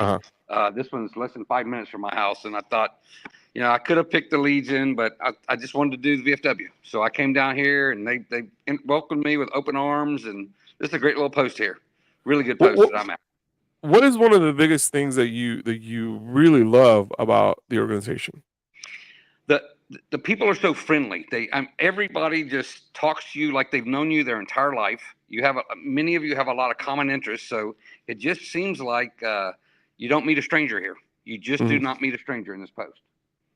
I'm going to ask you a tough question. Yes, sir. If you were a state commander for a day, what could you change, or what would you change? I don't really know if I'm educated enough to No. This is my question. It doesn't matter if you're educated or not. If you were the state commander for one day, what would you change to improve the VFW? I guess I would work on trying to get our message out, specifically to veterans, so that we could get more vets back into our organization. We have some vets here, but I'm in the DFW area. There are veterans all over this place. 1.5 million. And we don't have that many in our VFW post. And I'm not saying 1.5 million vets are all qualified for it, but I believe significantly more than what we have in the state qualify for our organization. And so I would work to figure out collectively, what can we do to get more vets into our organization? That's what I would do. And same question, but now at a more of a grassroots, what would you do to change your post? So it's interesting you asked. That's why I came to this meeting tonight. I'm trying to get a little more educated because I work with a lot of veterans at my company. So I'm trying to figure out how to bring the message to them to say, why don't you come support us and the things that we do in our organization? We just did right here in our local post, we just did a big drive for animals, a local shelter for cats, dogs, toys, food, cages. So, and they took a lot of stuff right here from this little bitty post, and the organization, I don't think completely understood what we were bringing. So they were just overjoyed with the stuff that our post brought. And I mean, toys, food, dry food, wet food, towels, things that they really, really needed and really helped the organization. So just the grassroots, the differences you can make in your local organizations really matter to me. Right. Okay. So I'm going to bring another guest in, and this is a complete and total surprise to Lynn Toomer. But I want to welcome Willie Keller. He is the post commander from the Command Sergeant Major AAC Cotton 12209 in down in El Paso, right? No, Fort Cavazos. That's what I said. Willie, thanks for coming on, and look who I have on the screen there for you. It's our past state commander, Lynn Toomer, who you that's no longer his name. No, past state commander. No, that's no longer his name. Okay, what is it? It's Mr. Hell Yeah. Hell yeah! Hey, we better trademark this because I'm just telling you, it's going to bring some money, and we're going to do that. So we got to do that for sure. But you've been on the campaign trail for him in several states, right? Yes.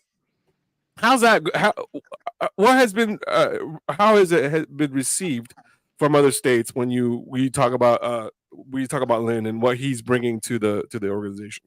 Well, it's a little different for me. I can't speak for everyone's experience, but for Georgia, that's why I went for Georgia. It helped me out on the backside because my mother was in the hospital, and it's like, hey man, we'll help you out. If you can do this for me while you're there, hey, not a problem. Right. So when I got to Georgia, I wasn't really an outsider.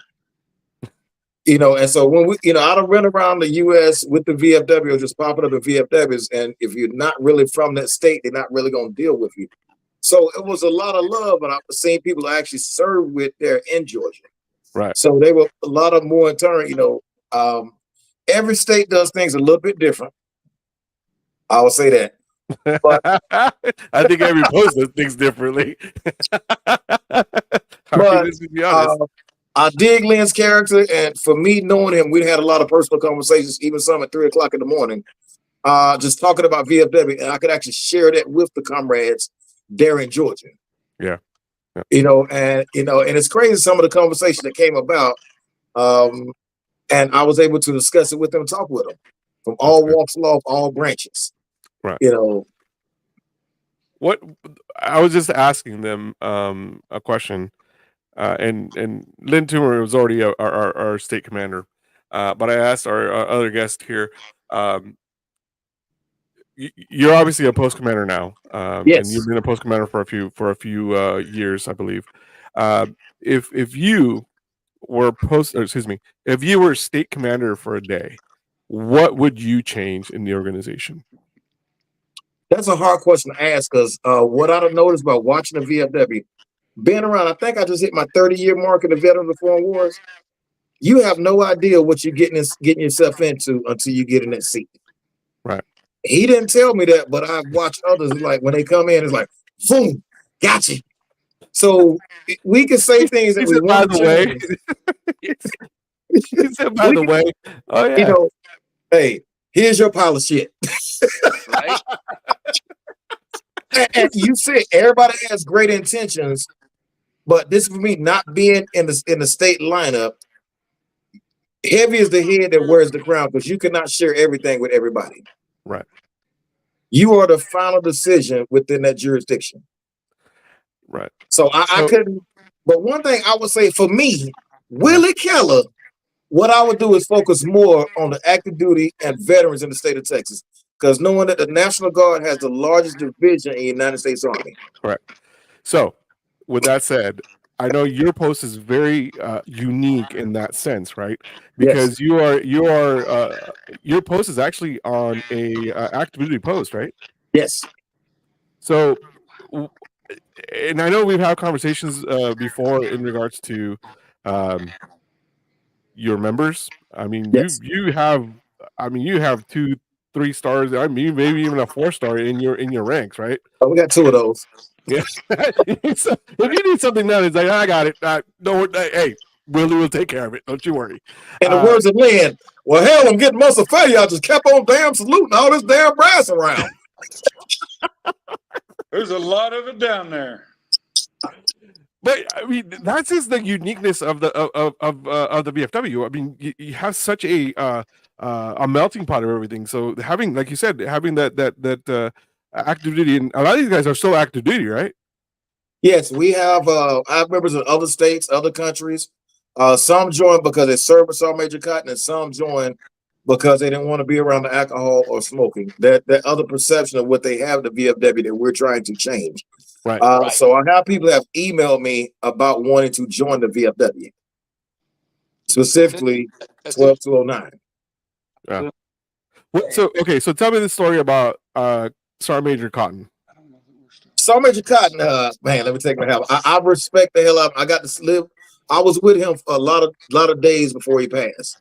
Mm-hmm. He was the first minority division sergeant major, which Lieutenant General Funk made the endorsement. They served together in 194th Armor Regiment.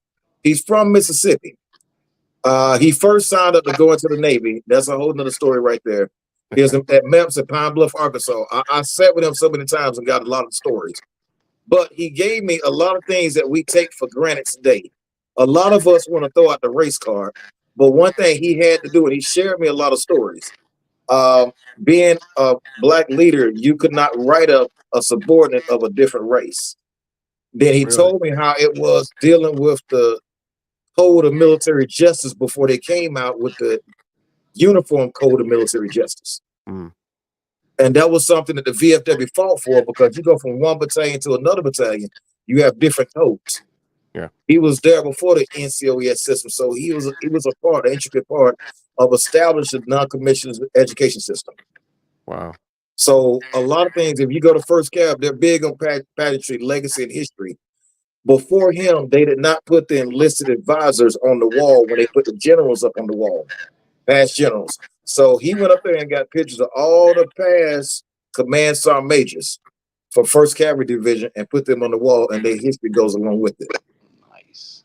That is, see, those are the stories that a lot of people don't hear about, don't know about, right? And it takes someone like you that sat with him and was able to record this type of history, those anecdotes that people don't really hear about these stories, right? And those are the type of stories that people need to know about, that not only that person, but really about the VFW, because the VFW, being one of the oldest veteran organization in the United States, I mean, heck, we established the VA, we established a lot of different things that were able to do that. So setting precedents for the rest of history, or sorry, the rest of the organization, it's just huge. So and I'll send you some of the videos, because we have the National Mounted Warrior Museum groundbreaking here, grand opening on the 18th, and so they actually have videos, and they solicit all service members to submit a video or to come down and get filmed and be put on the archives in that National Mounted Warrior Museum. Wow. It's not focusing on generals, it's focusing on platoon, company, and battalion level maneuvers. Yeah, that's huge, because like I said, we're the military itself has so many customs and courtesies and and traditions that some of them kind of go unnoticed, some of them are kind of being phased out, or not even being acknowledged anymore. And for me, being a part of the tradition, I mean, that's always huge, right? But let me tell you, one thing that's coming to mind right now. Lynn was a very intricate part of assisting me with getting this post established. Dick Sharver was the department commander that gave me the go ahead and do it. But Lynn was like, I was say, hey, my advisory board, when I was pissed or running across a brick wall, Lynn was like, hey, let me know. I could always call him for guidance. So he would come down to, at that time, Fort Hood. We had a 2-star change of command ceremony. Or either it was a 102-year anniversary. So you did the national anthem and you do the calf song. So we have the band, the horses running, and the calf song. And at the end of it, everybody knew to get quiet. Lynn was like, hell yeah! Everybody like, what the fuck? Like anything else, right? We know when Lynn's in the house. Yep, we already know that. But I was nervous at first, but I'm like, that's us. No matter the branch, you feel the motivation and dedication to people have laid their lives down before you, and he felt that in his heart. That's the only thing he could come out of his mouth was, hell yeah. And a lot of them that were here then will forever remember that. Right. So right now, just so you know, between the four of us here, all 4 services are being represented. We don't count the Coast Guard, because those guys are just that's Department of Transportation. Yeah, exactly. Exactly. And after a while, it was actually the Department of Interior. So whatever. But between the 4 of us, all the 4 branches are actually represented right now. So which is weird, because well, not weird, but the one thing that I'll say this is that as much as we make fun of one another, we don't let anybody else make fun of us, right? It's like, it's just the way it is. It just, like we say, hey, like Lynn, when he introduced our other guest, he said, oh yeah, I brought the Air Wing with me. I'm like, who's a Marine Air Wing? He's like, no, he was Air Force. I was like, oh, okay. Like, you mean he brought you, he flew you in, you make sure that you're on the air. I got you. And then you jumped in, and I'm, here I am. I did a deployment literally right after 9/11 with the Navy. Okay. My ship was the first one that responded to after 9/11.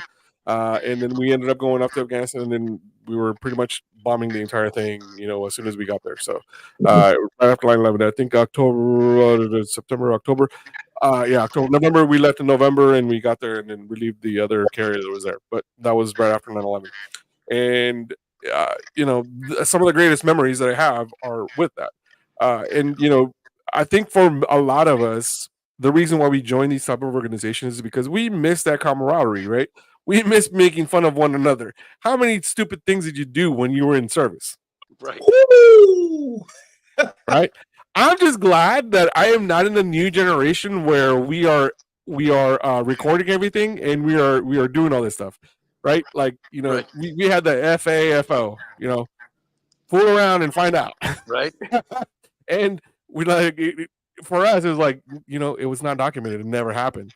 It happened, but it never happened because it was not documented like nowadays. But my point is that the reason why we all joined this type of organization is because we want to have the same experience that we had at that point. And I don't know if it's true for you guys, but for me, when I talk to one of my soldiers that I deployed with 10 years ago, I will pick up where we left off 10 years ago. And we're talking like, oh yeah, I remember this and that. And it's just like, as if we've been together, the entire time. I don't know if that's the same thing for you guys, but that's been my experience where when I talk to somebody from the end, is that the same for you guys? Hell yeah. Yeah. Hell yeah. I don't know what happened. Wow, man, you missed my whole point.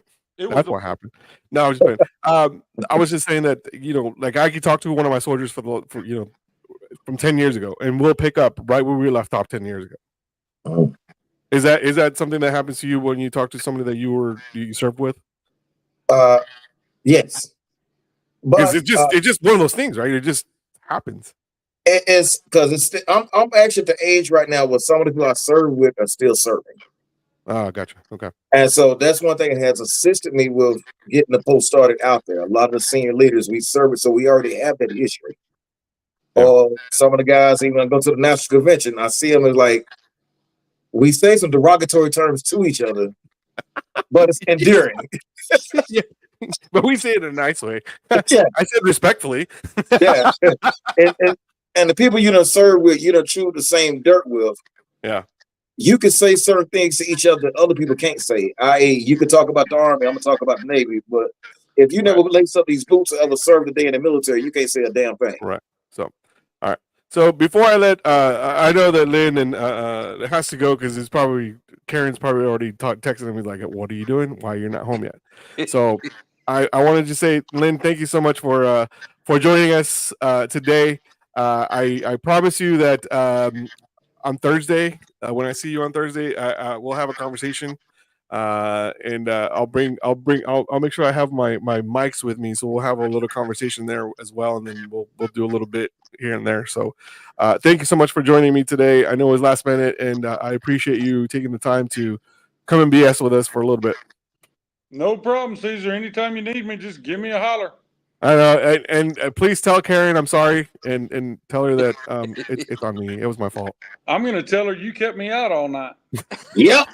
Blame it on Caesar. I'll take the brunt for it. I got you. I got you. All right, guys. Thank you so much. Willie, stay with me real quick. I still want to ask you a few more questions, but Lynn, I know you got to get going for that. So thanks so much for joining me. All right, brother. Y'all have a good one. You too, sir. Yeah. All right. So Willie, yeah, that dude is he was at a different pose. I was like, what are you doing? He's like, oh, I'm in a post meeting. I was like, oh my God. Why did you tell me? You could have just said no. He's that type of gentleman, man. He's that type of guy. Karen told me a story one time that he is so he will take his shirt off his back. And with that said, she said, who told me? I don't know if it was her. Somebody told me. I think it was maybe it was Eddie Terry. He said that there was a veteran that was struggling financially, and his vehicle had either broken down or got repossessed or whatever it was. Gave him his vehicle that he had. He's like, here you go. Here's the truck. Go to work. Do what you got to do. He's that guy.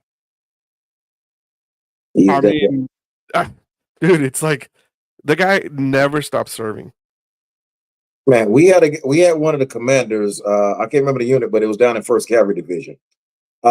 They reached out to him as department commander. Eddie Terry, when he was the chief of staff, had a soldier passed away. That in the military, certain funds are restricted of what you can and what you can't do. Right. They reached out to me, reached out to Eddie, and they wanted to get like the bracelets of a fallen soldier. Okay, yeah. So Lynn, they were like, hell yeah, we're going to do it. We say this all the time. No one does more for veterans than the VFW. But a lot of times over the years, I've seen us hide from making a stance. Yeah. When it's easy to make a stance when things are good, but it's hard to make one when it's not. He's like, we're gonna take care of it. He looked to the department office, hey, make it happen. Those soldiers will ever remember that. I had an E6 come to me last week. He was an E4 then. He done went to Korea, a couple other places, and came back. And he still has that bracelet. He was like, man, thank you. He said, he said, I need an application for the VFW. He said, I'm gonna take it home, read it over with my wife. I remember you told me to watch the videos of VFW history. He said, I'm all in, but I do not spend funds without speaking with my wife. Yeah, smart man. So he should be at my meeting on Monday to join. Oh man, that's awesome. That's so awesome, dude. He planted that seed. Right. So I don't know how many other seeds have got harvested in other areas, but that was an investment in the Veteran Reform Wars. Yeah, I tell the story, and this is a true story, that my first state convention was at Choctaw. When he was actually became the state commander. Oh, that was my first state. That was literally, I had been in the VFW for like 3 months, or no, May, 2 months, a month. So you seen everybody in the shorts and flip flops. Yeah, but he's truly been my first commander, because the commander before him is like his last, hoorah, and he was like my first commander, like, that I had. And like at that point, he came to one of our post meeting, actually our district meetings that we had at my post, and because Eddie Terry was actually the keynote speaker that day, so it just shows up, and Eddie's like, "Thanks for stealing my thunder." He's like, "Hey, we're glad to have the state commander here." it was just funny, you know what I mean? Like, they have that great relationship, and it was good. But yeah, I remember, and he was so approachable that not very many people are that way, because some people are like, we're like, I'm the state commander, but I'm not approachable, whatever. But he's not. He's like super. He's all about serving. He's all about giving back. And the same guy you met on the campaign trail was the same guy that got installed as department commander. Yep. Now keep in mind, I've been doing this since '95, so that's almost 30 years. Yeah. And I have seen a lot of that. You one-way campaign, and once you get to see, you're different.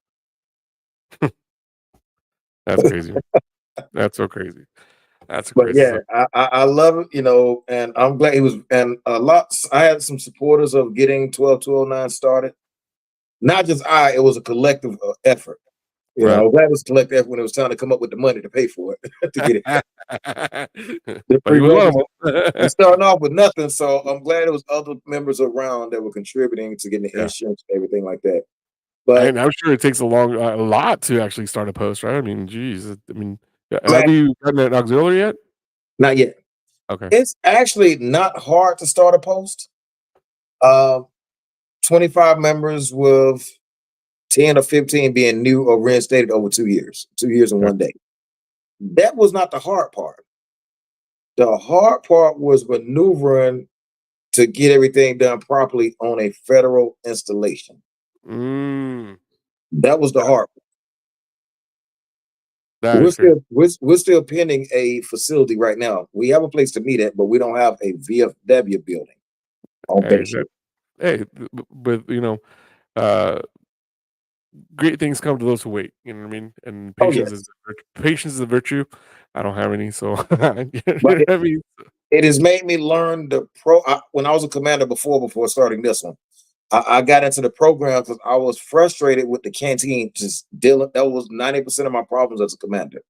So come here, I'm actually doing VFW programs, and it's allowing me to dig in.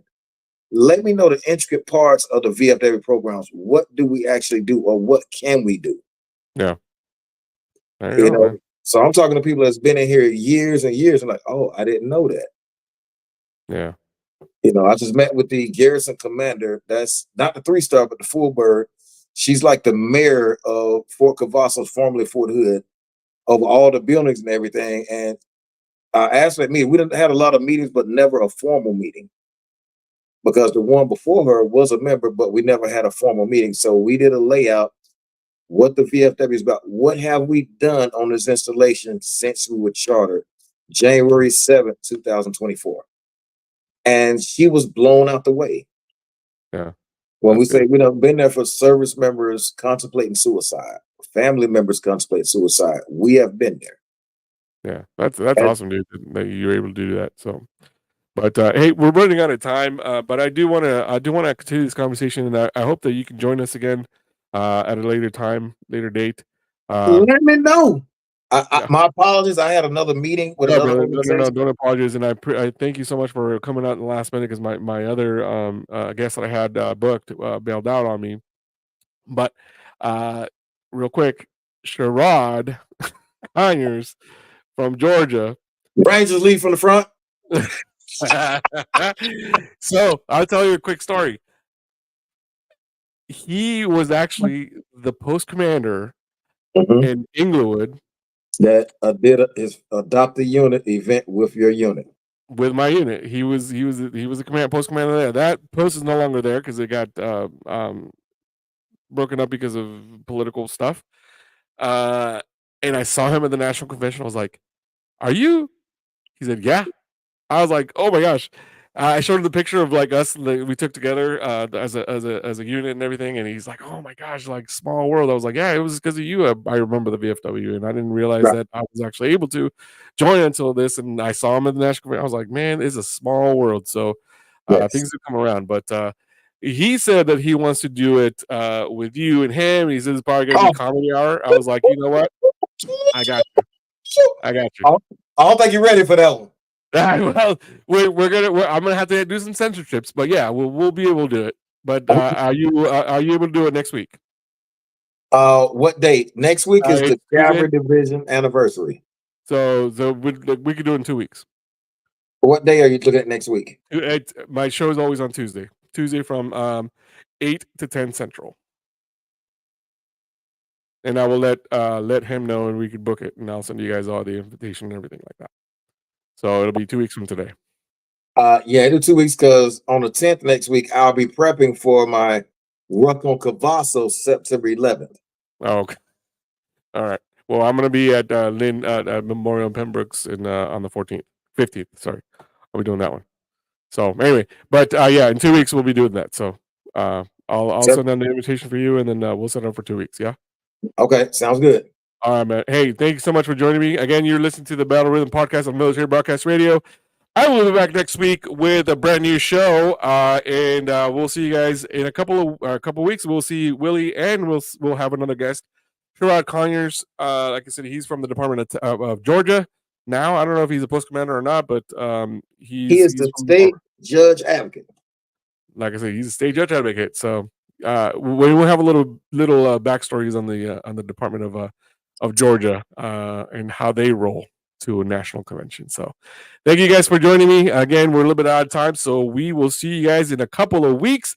Thank you guys so much, and we'll see you again. This is Season with Battle Rhythm Podcast on Military Broadcast Radio. We'll see you guys later. Ladies and gentlemen, thank you for tuning in to Military Broadcast Radio. As we wrap up today's show, we want to remind you that the podcast of today's episode will be available right after we go off the air. So if you missed any part of the show or want to listen again, be sure to check it out. And remember, we're here to support